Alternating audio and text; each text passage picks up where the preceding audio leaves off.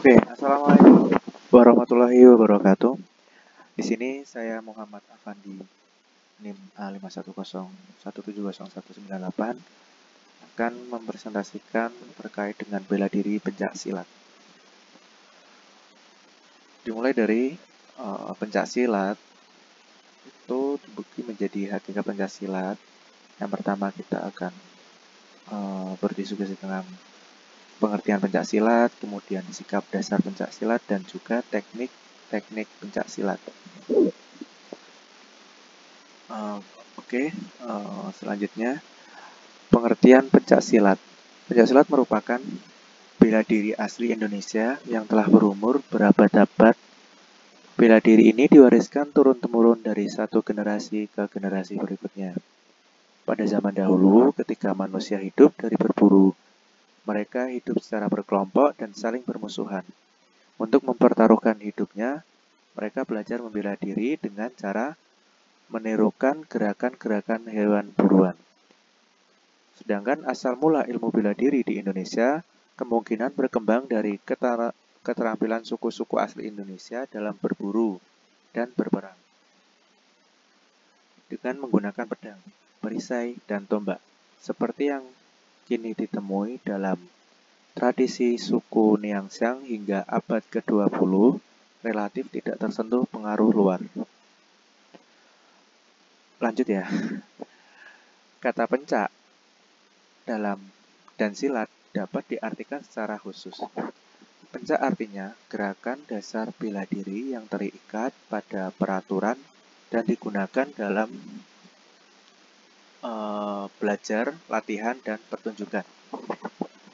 Sedangkan untuk silat dapat diartikan sebagai gerak bela diri yang sempurna yang bersumber pada kerohanian yang suci dan murni guna menyelamatkan diri atau kesejahteraan bersama, menghindari diri dari bala atau bencana, misalnya perampokan, penyakit, tenung, dan segala sesuatu yang jahat atau merugikan masyarakat. Kemudian menurut Kamus Besar Bahasa Indonesia sendiri, arti pencak silat adalah kepandaian berkelahi, seni bela diri khas Indonesia, dengan ketangkasan membela diri dan menyerang untuk pertandingan atau perkelahian. Pencak silat sendiri ini memiliki peran. Yang pertama yaitu sebagai sarana, yaitu peran pencak silat sendiri yaitu sebagai sarana dan prasarana untuk membentuk manusia yang seutuhnya, yang pancasialis, sehat, kuat, terampil, tangkas, tenang, sabar, kesatria, dan percaya pada diri sendiri.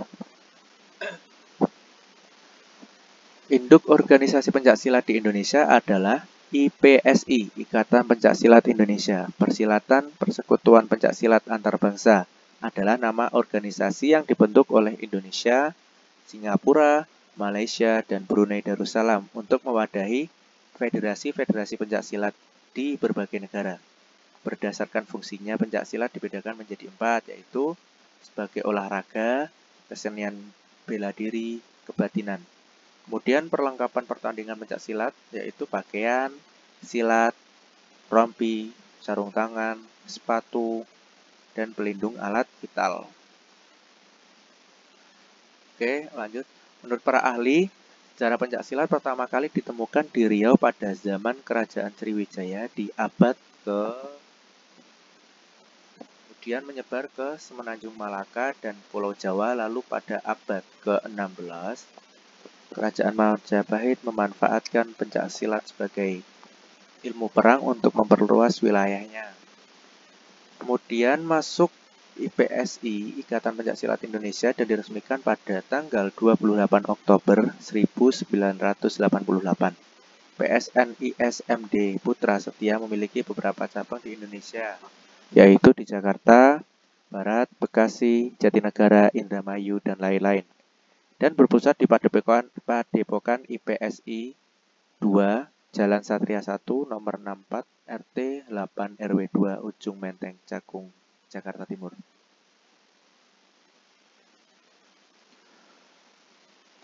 Kemudian pencak silat ini memiliki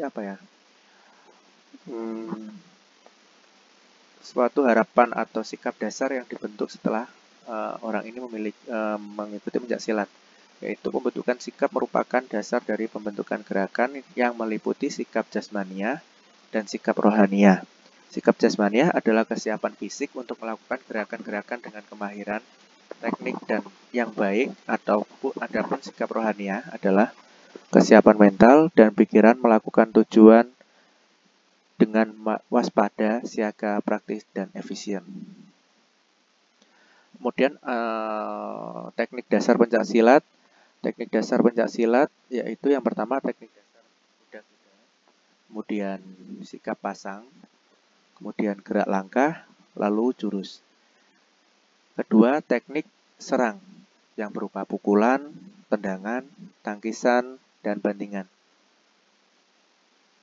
Kemudian setelah kita mempelajari pencaksilat, maka seseorang ini dikategorikan menjadi 4 kategori.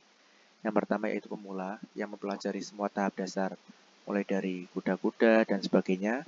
Kemudian menengah, difokuskan pada semua gerakan dasar, pemahaman, variasi, dan bakat pesilat mulai terlihat di sini. Kemudian ketiga yaitu pelatih. Pelatih ini adalah hasil dari kemampuan yang matang berdasarkan pengalaman di tahap pemula dan menengah. Kemudian yang terakhir adalah pendekar. Pendekar adalah pesilat yang telah diakui oleh sesepuh perguruan mereka. Kemudian akan mewarisi ilmu-ilmu rahasia tingkat tinggi. Kemudian kategori pencaksilat. Kategori lomba kategori lomba pencaksilat. Dalam pertandingan pencaksilat digunakan menjadi 4 kategori. Jadi pencaksilat ini mempunyai perlombaan dan dibedakan menjadi 4 kategori. Yang pertama yaitu tanding. Kategori tanding adalah pencaksilat di mana dalam kategori tanding ini menampilkan dua kubu dari pesilat. Misalnya perguruan A dengan perguruan B, di mana masing-masing akan saling berhadapan menggunakan unsur pembelaan dan juga serangan. Jadi perguruan A dan B ini saling beradu gerakan serang maupun gerakan dasar. Kemudian tunggal, di mana tunggal ini adalah kategori dalam pencaksilat yang menampilkan seorang pesilat dengan memperagakan jurus tunggal baku dengan benar, penuh kepercayaan diri.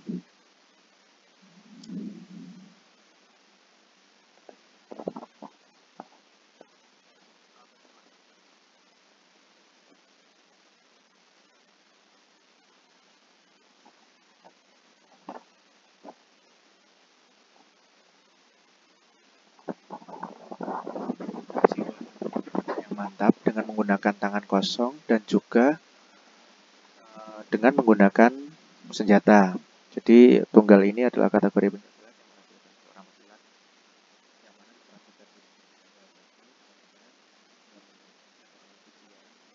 memperagakan mantap juga menggunakan senjata. Kemudian kategori yang ketiga yaitu ganda, yang mana kategori menampilkan 2 pesilat yang berasal dari kubu yang sama dan keduanya menampilkan jurus-jurus serangan, bela, dan juga jurus tersebut ditampilkan secara terencana, efektif, estetis, mantap, dan juga logis. Kemudian yang terakhir yaitu regu. Regu adalah kategori mana perlombaan pencaksilat ini mengadakan pertandingan yang mana menampilkan 3 pesilat yang berasal dari kubu yang sama. Jadi misalnya perguruan A dan perguruan B sama-sama mengajukan 3 kandidat atau calon atlet pesilat yang mana nanti mereka akan bertanding di suatu pertandingan yang sama. Mereka menampilkan kemahiran jurus regu-regu baku dengan benar, tepat, mantap, kompak, dan menggunakan teknik menggunakan tangan kosong. Baik, sekian dari saya. Saya Muhammad Afandi mengucapkan terima kasih dan mohon maaf apabila banyak kekurangan. Akhirul kalam. Wassalamualaikum warahmatullahi wabarakatuh.